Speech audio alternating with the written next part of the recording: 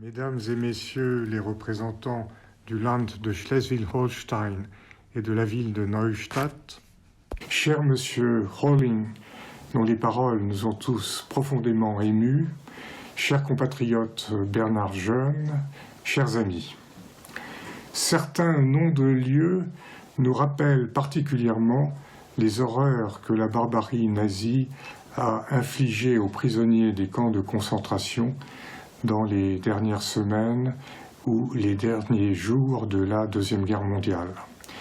En ce qui concerne le camp de Neuengamme, il s'agit avant tout de Zandbostel, de Wöbelin, où mon père Jean Gossot n'a pas survécu à la faim et à l'épuisement, de Bergen-Belsen et de la baie de Lübeck. Parmi ces lieux de mort, la baie de Lübeck, par l'ampleur de la tragédie qui s'y est déroulée le 3 mai 1945, est celui qui symbolise de la manière la plus forte la fin funeste réservée à tant de concentrationnaires dans ces moments ultimes du conflit qui auraient dû être ceux de leur libération. Le souvenir de ces événements dramatiques demeure vivant dans nos mémoires et ne doit pas s'effacer.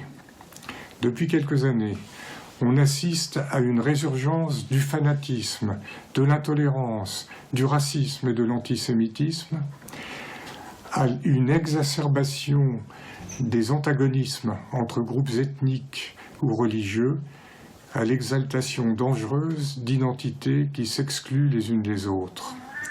On observe aussi une tendance à la haine et une volonté de déshumanisation de ceux qui appartiennent à d'autres communautés, selon un processus qui rappelle tristement l'un des ressorts du national-socialisme. Face à ces évolutions inquiétantes, il est plus nécessaire que jamais de garder présente à l'esprit la folie meurtrière qui s'est abattue sur l'Europe à partir de 1933. C'est en pleine conscience de ce sombre passé que l'AIN, au nom de laquelle je m'exprime aujourd'hui, rend hommage avec vous aux près de 7000 êtres humains dont le parcours s'est achevé dans les eaux et sur les plages de la Baltique il y a aujourd'hui 76 ans. Je vous remercie.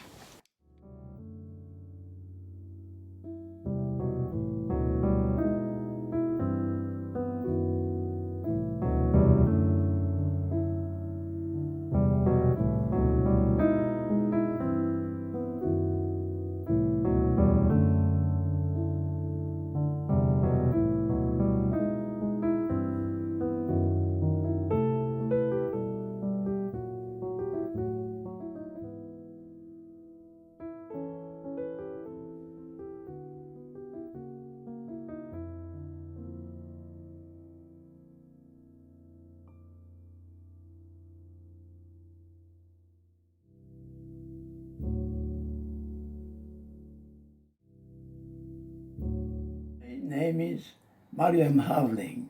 I was born in Poland in the city of Lviv, now part of Ukraine.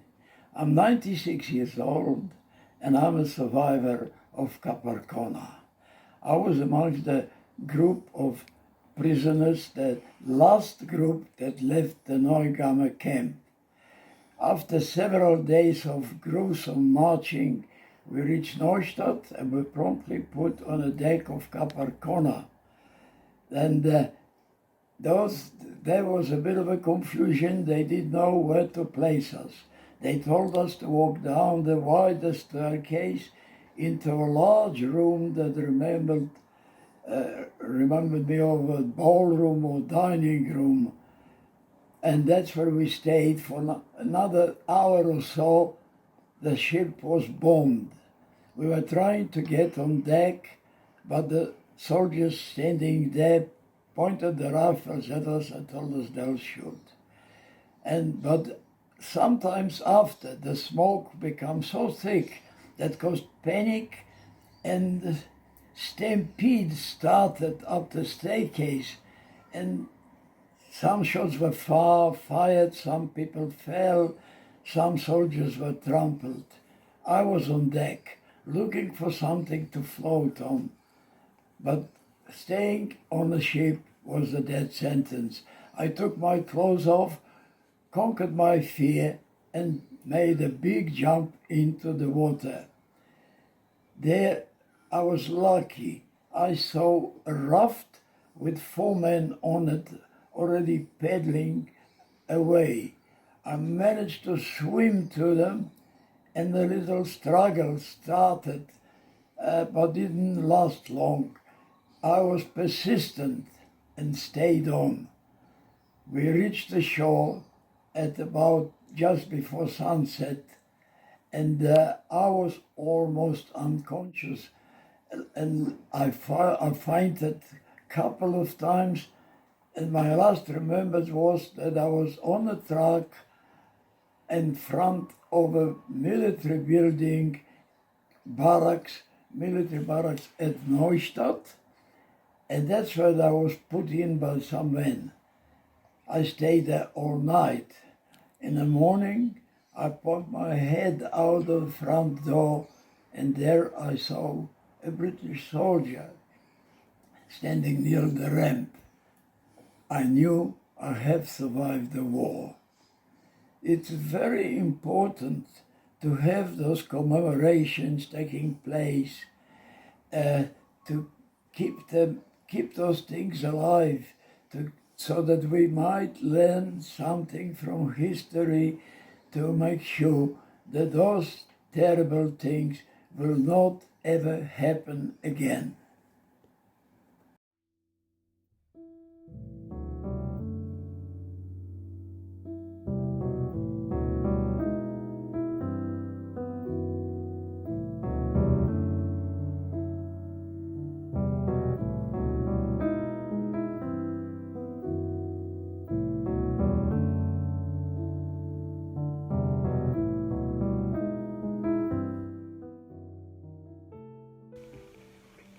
Je vous remercie de m'inviter à faire ce petit discours sur mes pères défunts. Mon père français Eugène John et mon beau-père danois Gregor Sinsen, tous les deux résistants dans chacun de leur pays et tous les deux prisonniers à Neuengamme, où ils ont travaillé ensemble comme médecins prisonniers. Mon père comme un jeune médecin à l'âge de 27 ans, mon beau-père comme médecin plus âgé à l'âge de 50 ans. Après son détour d'un court emprisonnement en Allemagne, comme soldat au début de la guerre, mon père a fini ses études de médecine en 1942 et il s'est tout de suite engagé dans la résistance comme étudiant. Comme jeune médecin, il entra en juin 1943 dans le réseau Service Périclès, qui créa les maquis-écoles et qui faisait partie du mouvement de résistance combat. Il prit part à l'organisation et à la direction du centre de ce service à Lyon. Mon père a été arrêté à son domicile le 20 avril 1944 par le boucher de Lyon le chef de la Gestapo à Lyon, Klaus Barbie. Il a d'abord été emprisonné dans la prison Montluc, où 30 résistants français ont été emprisonnés et torturés par Klaus Barbie et ses tortionnaires. Quelques semaines avant la libération de Lyon, mon père a été transporté à Compiègne et de là à Neuengamme le 28 juillet. À Neuengamme, il travaillait pendant l'hiver 1944-45 comme médecin prisonnier dans une des infirmeries. Il coopérait ici avec d'autres médecins prisonniers, parmi eux un médecin danois, Gregers Jensen, qui parlait parfaitement le français. Malgré la différence d'âge, ils sont devenus amis. Le médecin danois avait été actif dans la résistance danoise dans la partie sud du Danemark. Il a été pris par la Gestapo le 6 octobre 1944, après un sabotage d'une station de radar allemande. Il fut d'abord emprisonné dans un camp près de la frontière, et de là, il a été transporté à Neuengamme le 29 novembre. En avril 1945, il est rentré comme tous les prisonniers danois et norvégiens des camps de concentration avec les autobus blancs qui faisaient partie de l'action de Bernadotte, où il a trouvé la mort avec milliers d'autres prisonniers quand les bateaux ont été bombardés et incendiés par la Royal Air Force qui ne savait pas qu'il y avait là des prisonniers. Après la guerre, mon beau-père danois a écrit à l'Association des médecins français pour savoir ce qui s'était passé avec mon père. L'association des médecins pouvait lui confirmer qu'il était mort sur le Cap Arcona. Il a alors pris contact avec mon oncle, le grand frère de mon père, qui était aussi médecin à Lyon, et par lui avec ma mère. Il est ensuite allé en France pour les informer. Après avoir correspondu avec ma mère quelques années, il a l'invité chez lui au Danemark et a fini par lui proposer de la marier. Nous sommes donc venus, ma mère, mon frère et moi-même, en janvier 1949 à Augustenborg, au sud du Danemark, où mon beau-père était médecin de famille. Cette fin relativement heureuse d'une histoire tragique a été décrite par un quotidien danois. Le journaliste avait appris que pour la première fois, j'avais publiquement raconté mon histoire. J'avais d'abord refusé d'être interviewé par le journaliste parce que j'avais peur qu'il voulait surdramatiser mon histoire. Mais comme c'était en 2015, quand nous avions la grande entrée des réfugiés en Europe, il a essayé de me convaincre que mon histoire avait une certaine relation qui pouvait faire réfléchir les lecteurs. J'ai apprécié cet argument et j'ai accepté l'interview. Il a donné ce titre à l'article « Le bourreau tortionnaire de Hitler a envoyé mon père dans la mort et je suis devenu danois ». Et c'est bien vrai.